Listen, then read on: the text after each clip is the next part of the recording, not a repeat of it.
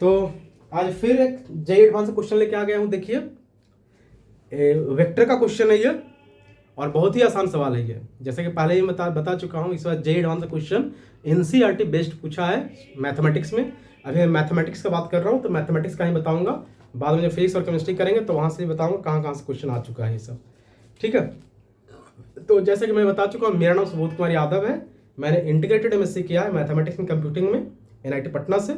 मैं आईआईटी का जितना भी एग्जाम होता है ऑलमोस्ट मैं निकाल चुका हूँ। जे मेंस हो गया, जे एडवांस हो गया, IIT jam mathematics, IIT jam physics, IIT jam statistics.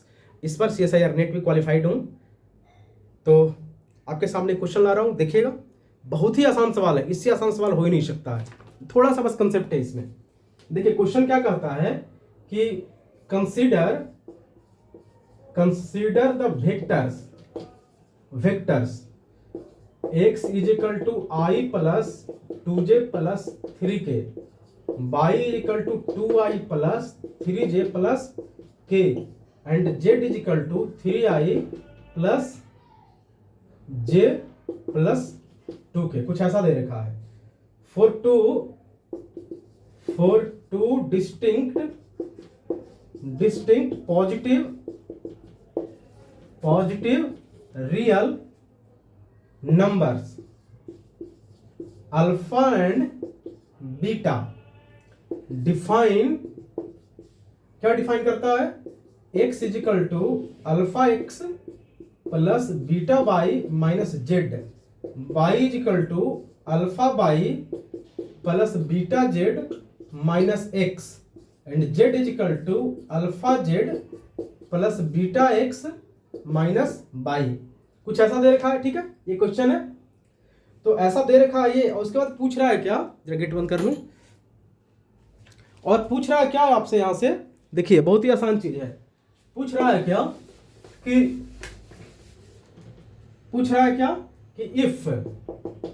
If x y if the vectors capital X, capital Y and capital Z lie in plane then alpha plus beta minus 3 is क्या होगा? देखिए एक capital x लिखा है, capital Y लिखा है और capital Z लिखा है, और कहता है वो प्लेन में लाई करता है। ठीक है, यानी तीन वेक्टर है, कैपिटल एक्स, कैपिटल वाई और कैपिटल जेड, जो कोप्लेनर है। एक प्लेन में लाई कर रहा है, इसका मतलब क्या है? कोप्लेनर है। जैसे कहने का मतलब ये हमारा बोर्ड है, ये हमारा क्या है? बोर्ड है। और बोर्ड में कह रहा है कि ये तीनों कोप्लेनर है। तीनों क्या है? कोप्लेनर है। तो एक वेक्टर इधर ले सकते हैं, इधर ले सकते हैं, इधर ले सकते हैं, ये आपस में कोप्लेनर है। तो बात समझे? जब वेक्टर कोप्लेनर होता है तो क्या होता है, जरा सोच के बताइए। जब वेक्टर कोप्लेनर होता है तो क्या होता है? ये बहुत ही आसान सवाल है। एनसीईआरटी में देखिए कुछ क्वेश्चन दिया हुआ है जो कोप्लेनर वाला है, और सेम क्वेश्चन एग्जांपल में इस तरह क्वेश्चन दिया हुआ है।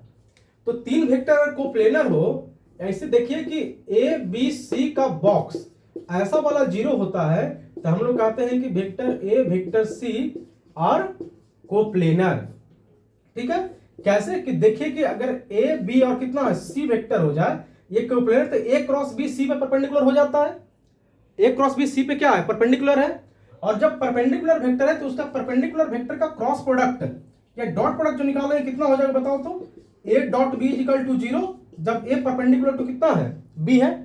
तो स्केलर ट्रिपल प्रोडक्ट जो हम लोग निकालते हैं उसमें क्या होता है? दो का क्रॉस तीसरे के साथ डॉट, दो का क्रॉस तीसरे के साथ क्या है? डॉट है। और क्वेश्चन में बोल रहा है कि एक्स बाई जेड क्या है? कोप्लेनर है। इसका मतलब एक्स और बाई का क्रॉस प्रोडक्ट जेड के साथ डॉट निकालेंगे तो 90 डिग्री आ जाएगा, डॉट प्रोडक्ट कितना आ जाएगा? 0 आ जाएगा। तो यहां से देखिए कि क्वेश्चन ये बस सिंपल सा बोला जा रहा है हमको कि एक्स कैप, एक्स बाई और जेड, कैपिटल एक्स है। देखिए यहां से कैपिटल एक्स, कैपिटल वाई और कैपिटल जेड, इसका वैल्यू कितना हो जाएगा? 0। क्यों?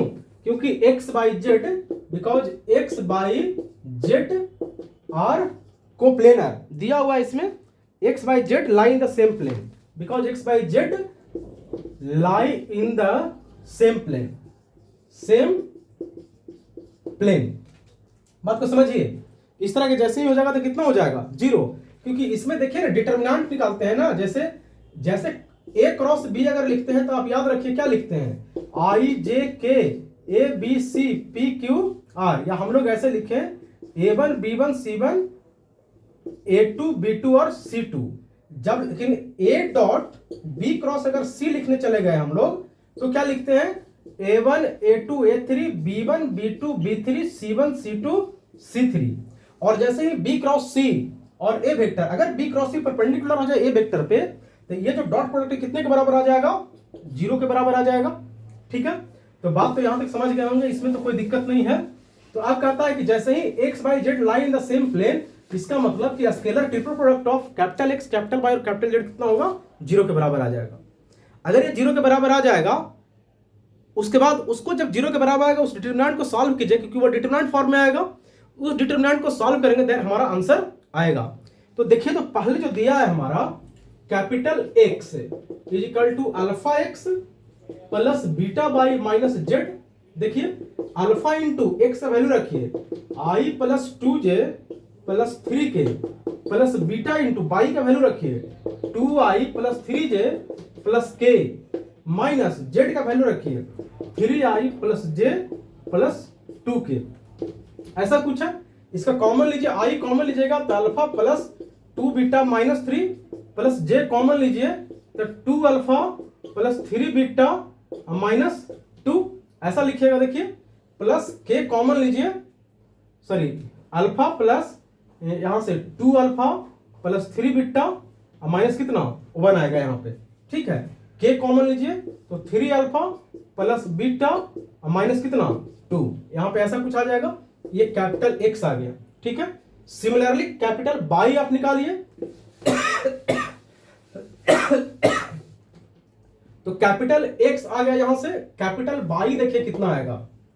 कैपिटल बाई अब जैसे ही लिखिएगा तो अल्फा इंटू बाई का वैल्यू आ जाएगा 2I plus 3J plus K plus beta into z का वैल्यू लिखना पड़ेगा 3I plus J plus 2K minus x का वैल्यू लिखना पड़ेगा I plus 2J plus 3K, कुछ ऐसा लिखना पड़ेगा।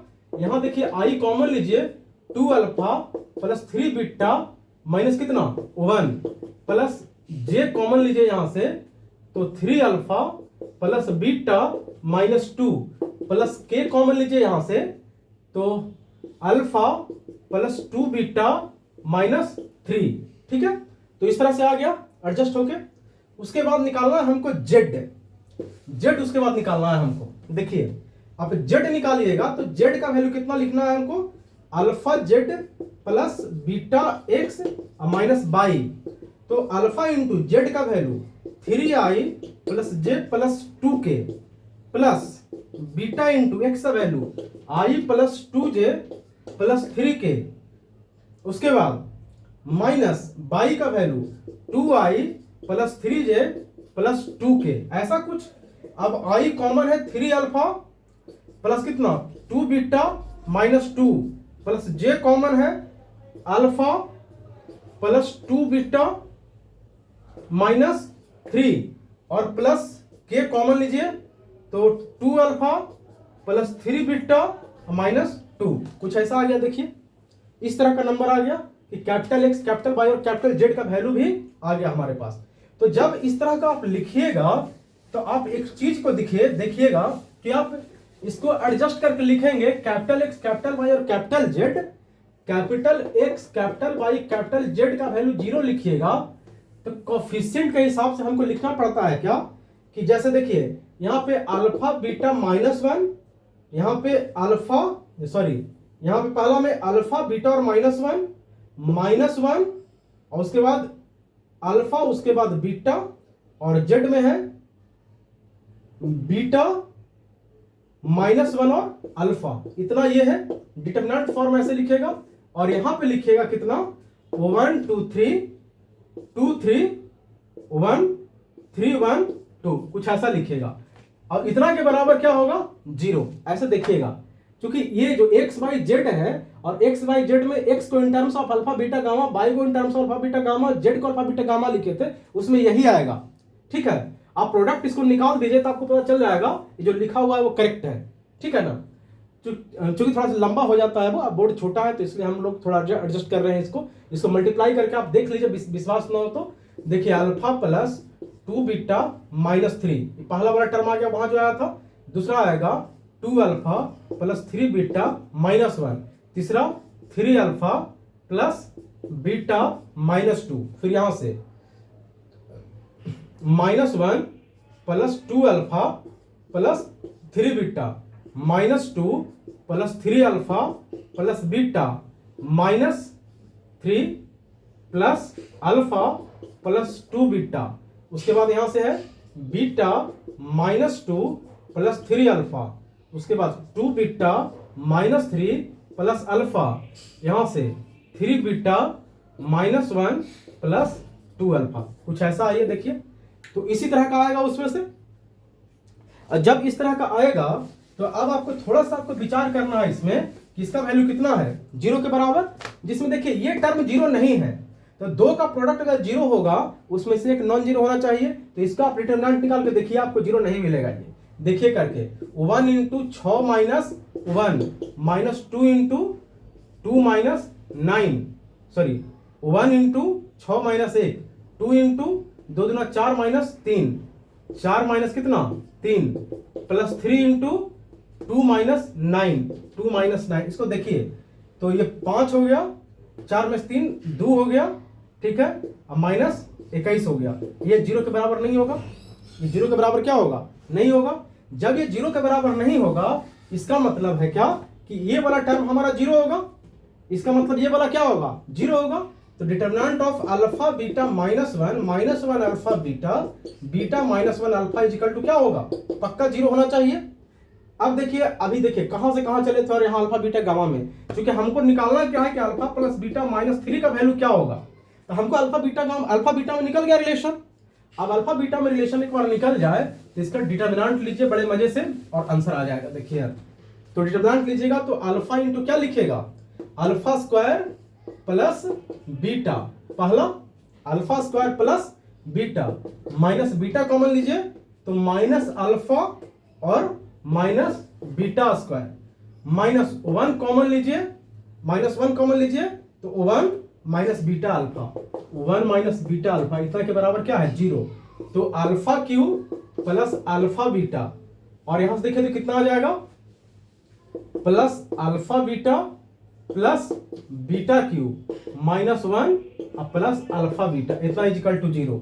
तो alpha cube plus beta cube plus 3 alpha beta -1 equal to 0 आ गया। देखिए तो यहां से आया कि नहीं आया, यहां से देखिए तो, और यहां से इसको हम लोग alpha cube plus beta cube plus -1 का क्यूब प्लस 3 अल्फा बीटा, यहां माइनस लिखे, यहां भी -1 लिख दें तो कोई दिक्कत नहीं है, वही सेम चीज लिखा हुआ है, यानी alpha cube plus beta cube minus plus -1 का cube is equal to -3 alpha beta.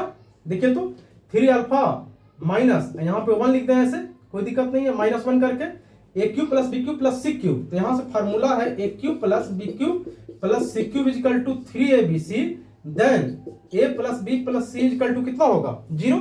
तो वही सेम चीज तो आ गया, a cube plus b cube plus c cube is equal to 3abc तो आ गया है। देखिए ए के जगह पे अल्फा, बी के जगह पे बीटा, सी के जगह -1, ऐसा कुछ लिख दिया। देन हम लोग लिख सकते हैं क्या यहां से, देन यहां से वो लिखा जा सकता है क्या कि alpha cube plus beta cube -1 equal to 0। तो alpha cube plus beta cube -1 equal to, sorry यहां गलत लिख रहे हैं हम, यहां पे ऐसे alpha cube plus beta cube -1 equal to -3 alpha beta, that means alpha plus beta -1 equal to क्या है 0। आपको चाहिए क्या कि alpha plus beta -3 equal to what, तो alpha plus beta -1 -2 equal to -2, तो alpha plus beta -3 equal to कितना -2, और यही -2 क्या है आपका आंसर है, और ये करेक्ट आंसर है। ठीक है, IIT जेईई भी, IIT कानपुर भी यही आंसर दिया है -2। तो देखिए बड़े ही शानदार क्वेश्चन था और आसान क्वेश्चन था, एनसीईआरटी में बेस्ड क्वेश्चन में कुछ नहीं है, बस स्केलर ट्रिपल प्रोडक्ट आपको आता है कि नहीं, कोप्लेनर का कॉन्सेप्ट आपके पास है कि नहीं है, और लास्ट में ये वाला फार्मूला आपको एडजस्ट करने आता है कि नहीं, a cube plus b cube plus c cube equal to 3abc provided a plus b plus c equal to 0, या a plus b plus c equal to 0 then a cube plus b cube plus c cube equal to 3abc, या इसके उल्टा भी a cube plus b cube plus c cube equal to 3abc then a plus c plus c equal to 0। उसी को तो यहाँ पे use किए हैं। अब देखिए हमारा आंसर आ गया कि alpha plus beta -1 equal to 0, therefore alpha plus beta minus 3 equal to -2 और this is the correct answer. तो आशा करते हैं आप लोग समझ गए होंगे और ये बहुत ही शानदार क्वेश्चन था, बहुत ही आसान सवाल था, आप समझ गए होंगे। और देखिए नए क्वेश्चन और लेकर आऊंगा, एक और 3D का क्वेश्चन है, वेक्टर का भी है, ये 3D का क्वेश्चन लेकर आऊंगा इसके बाद, उसके बाद प्रोबेबिलिटी का क्वेश्चन लेकर आऊंगा। जब ये क्वेश्चन खत्म हो जाएंगे देन हम लोग फिजिक्स में आएंगे, ठीक है। फिजिक्स के भी टीचर क्या क्या सॉल्व करवाए हैं आपको सॉल्व करवाएंगे, देखिएगा बड़ी आसान से, बहुत आसान से स्टेप वाइज सीखना है सब चीज़। यहाँ देखिए ना कुछ भी तो नहीं किया, बहुत स्टेप है, जो स्टेप से लिख दिए हम, जहाँ पे जो यूज है यूज़ कर लिए और बेसिक चीज़ों के यूज़ किए हैं। तो आशा करते हैं आप लोग समझ गए होंगे और इस वीडियो को ज़्यादा से ज़्यादा शेयर कीजिए, ज़्यादा से ज़्यादा सब्सक्राइब जरूर कीजिए, ठीक है। आप सब्सक्राइब कीजिएगा, मोटिवेशन आएगा, अच्छा वीडियो बनाएंगे, क्योंकि मैथमेटिक्स में अच्छा खासा जानता हूँ मैं। ये बात अलग है कि मैं अभी सिविल सर्विस का तैयारी करता हूँ, तो अभी अनएम्प्लॉयड हूँ अभी, चूँकि जब यूपीएससी का आप तैयारी करेंगे, आप भी फ्यूचर में कभी जब IAS वाईएएस बनने का IAS का सपना सोचेंगे, या आप भी यूपीएससी का तैयारी करेंगे, आप लोग जितनी भी पढ़ाई करते हैं, तो आप भी IIT से पास आउट होने के बाद या NIT से पास आउट होने के बाद आप प्राइवेट कंपनी की ओर अगर नहीं सोचते हैं, अगर आप सोचते हैं कि IAS बने या भारत सरकार की सेवा करें, तो आपको भी यूपीएससी देना पड़ेगा। और जब यूपीएससी दीजिएगा और पढ़ लिखने के बाद अगर यूपीएससी की तैयारी कीजिएगा, तो उसका अलग ही मजाक उड़ता है, लोगों का लगता है कि अनएम्प्लॉयड आदमी है इसलिए ऐसा कर रहा है, वैसा कर रहा है, वैसा कर रहा है, लेकिन ऐसा कुछ नहीं है, ठीक है। मैं अच्छा पढ़ाता हूँ, मैं चीज़ों को जानता हूँ अच्छे से, जॉब की कमी नहीं है। प्राइवेट कंपनी क्या ही कमी है, IIT से पढ़ लीजिएगा, प्राइवेट कंपनी थोड़ी नहीं कमी रहेगा, कहीं भी कोचिंग में जाइएगा रख लेगा, कहीं भी स्कूल में जाइएगा रख लेगा। लेकिन बात है कि अपना सेल्फ सेटिस्फैक्शन मिलना चाहिए, और हमारा सेटिस्फैक्शन है यूपीएससी या कोई ऑफिसर ग्रेड का जॉब। तो उस तरह की चीज़ों में लगा हुआ हूँ, इसलिए लगता है कि मैं थोड़ा भी मोटिवेटेड उतना नहीं रहता हूँ, या मोटिवेटेड तो मोटिवेशन तो बहुत हाई लेवल का है, पर कभी कभी साइड वाइज क्या होता है कि साइड वाइज डिस्टर्बेंस आता है ना, तो उस सब चीज़ों से डिस्टर्ब होता हूँ, लेकिन कोई बात नहीं। इसलिए मैंने आपको कहा है, fall in love with the book, birds will transport you world far away, don't fall in love with anyone, fall in love with the book only. Thank you, चलिए पढ़िए।